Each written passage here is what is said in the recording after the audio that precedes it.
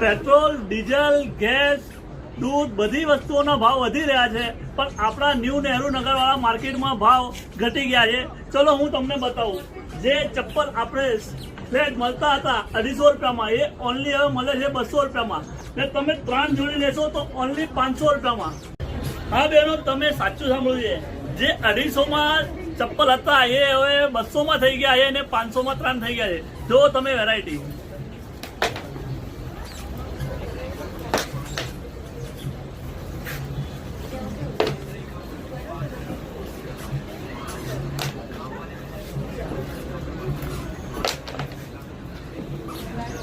ચપ્પલોમાં ઘણી બધી વેરાયટી છે, તમે જોઈ શકો છો.